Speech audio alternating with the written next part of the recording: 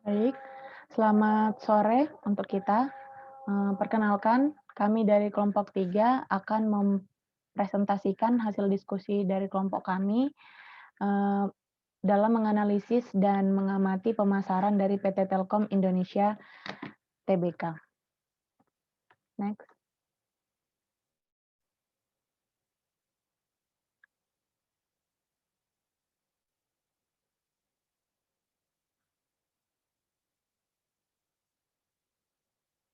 Nge-lag ya?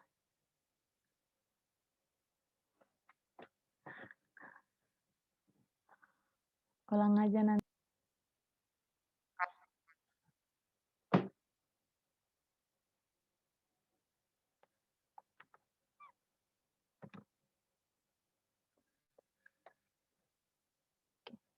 Baik, selamat sore untuk kita. Perkenalkan kami dari kelompok 3 akan memaparkan hasil diskusi dari kelompok kami tentang analisis dan pengamatan dari pemasaran PT Telkom Indonesia Tbk.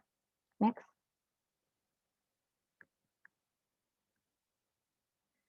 Sebelumnya ada baiknya kami dari kelompok 3 memperkenalkan anggota kelompok kami terlebih dahulu. Untuk yang pertama itu ada Ninyoman NPM 67, saya sendiri Naro NPM 71, Salsa Penina NPM 78, dan Kevin Natasha Persley NPM 96.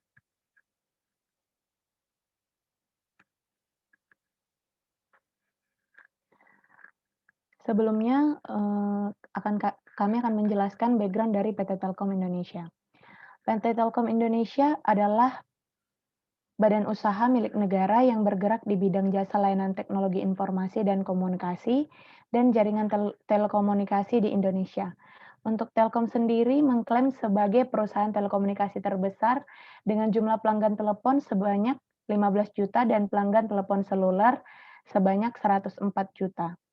Telkom merupakan salah satu BUMN yang 52,09% sahamnya saat ini dimiliki oleh pemerintah.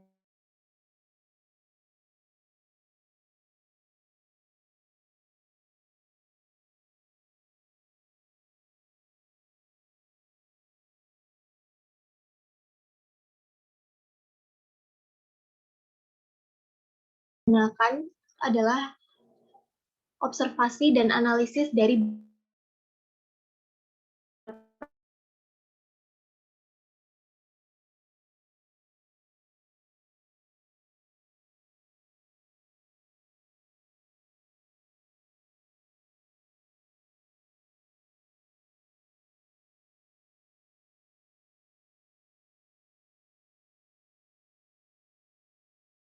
capaian yang tidak berwujud angka. Pendekatan kualitatif diperoleh antara lain informasi-informasi mengenai PT Telkom Tbk yang berupa gambaran umum dari PT Telkom Tbk Kandatel Bantul meliputi strategi pemasaran yang dilakukan oleh PT Telkom tersebut, mengenai bauran pemasaran yang dilakukan oleh PT Telkom, serta analisis SWOT yang dilakukan oleh PT Telkom Tbk Kandatel Bantul.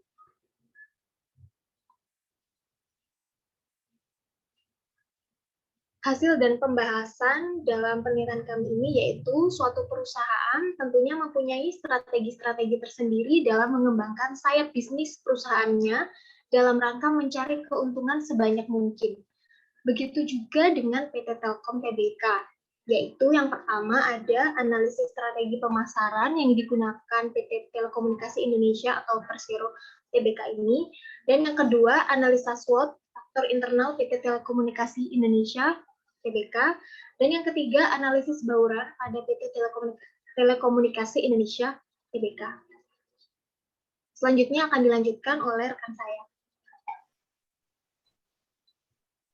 Selanjutnya ada analisis strategi pemasaran yang digunakan PT Telkom Indonesia. Strategi pemasaran yang digunakan oleh PT Telkom Indonesia diantaranya 1. Menyusun strategi pemasaran yang efektif. 2. Upaya promosi memperkenalkan produk kepada konsumen. Promosi yang dilakukan dengan sangat konsisten, terus-menerus, dan dengan cara yang efektif. 3. Pemilihan lokasi yang strategis. 4. Marketing salah satu strategi pemasaran yang digunakan oleh PT Telkom Indonesia, mengetahui keinginan dan selera konsumen dengan menggunakan media sosial seperti Line, Twitter, atau Instagram. Yang kelima, menjalin hubungan dengan pelanggan dengan cara memberikan pelayanan yang prima dan terpercaya. Selanjutnya ada analisis SWOT faktor internal PT Telkom Indonesia. Yang pertama, kekuatan atau strength. Jaringan yang tersebar luas di Indonesia sudah tidak diragukan lagi. Yang kedua, produk yang ditawarkan bervariasi untuk memanjakan pelanggannya. Yang ketiga, pengembangan teknologi yang cepat seiring dengan perkembangan zaman. Keempat, keamanan pengguna terjamin. 5, selalu menjaga kualitas produk-produk yang dimiliki PT Telkom. 6, brand image yang kuat. Kelemahan, weakness. Teknologi yang dikembangkan tidak akan lama. Budget yang besar untuk pengembangan teknologi Telkomsel, harga yang ditawarkan cukup tinggi, peraturan pemerintah tentang penetapan tarif yang relatif tinggi untuk semua produk karena merupakan BUMN, dan penetapan tarif ditentukan oleh Undang-Undang Nomor 36 Tahun 1999. Peluang, opportunity. 1, kebutuhan akan informasi yang semakin tinggi di zaman modern. 2, gaya hidup digital di masyarakat modern. 3, keinginan masyarakat yang serba praktis dengan adanya teknologi informasi memudahkan masyarakat dalam memperoleh informasi. 4, pertumbuhan pengguna telepon seluler yang besar di Indonesia. Ancaman, threats. 1, teknologi baru yang dapat berdampak negatif pada daya saing saat ini. Kedua, peristiwa-peristiwa sosial politik yang terjadi sehingga banyak kabar hoax yang terjadi. Ketiga, harga barang komplementer yang naik diiringi dengan tingginya pendapatan masyarakat saat ini. 4, meningkatnya kekuatan pesaing produsen di bidang telekomunikasi semakin hari semakin berkembang pesat. Selanjutnya ada analisis bauran pemasaran PT Telkom Indonesia. 1, produk.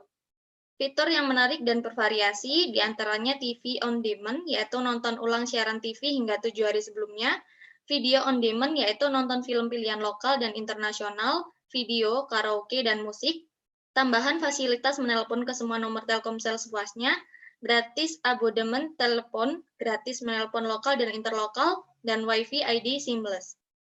Kedua, price atau harga. Menetapkan harga sesuai ketentuan dari Direktorat Konsumer, yaitu harga unlimited dari kecepatan up to 10 Mbps sampai dengan up to 100 Mbps, yang dimana harganya itu relatif terjangkau di kalangan masyarakat karena sesuai dengan value yang didapat konsumen. Berikut tabel harga IndiHome sesuai paket kecepatannya. Ketiga, place atau lokasi. Distribusi langsung adalah sistem distribusi yang tidak menggunakan perantara pihak ketiga seperti distributor dan pedagang. Untuk berlangganan layanan IndiHome dapat langsung mendatangi Plaza Telkom di berbagai tempat di kota.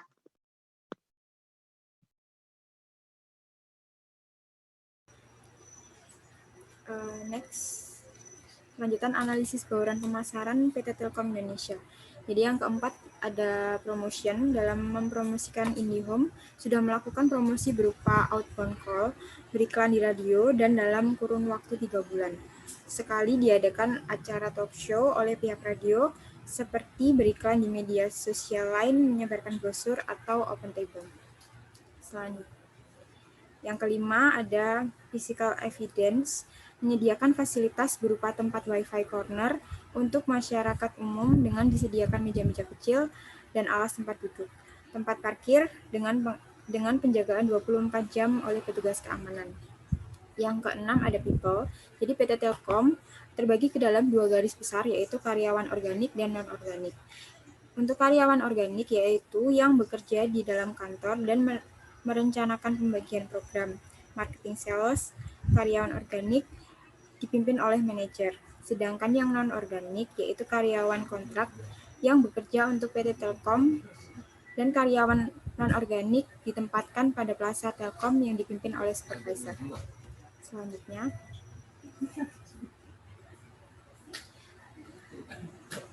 sehingga bisa ditarik kesimpulan, produk Telkom menjangkau segmentasi pasar mulai dari pelanggan individu, rumahan, perusahaan, home industry, korporasi, kantor pemerintahan, dan instansi sekolah.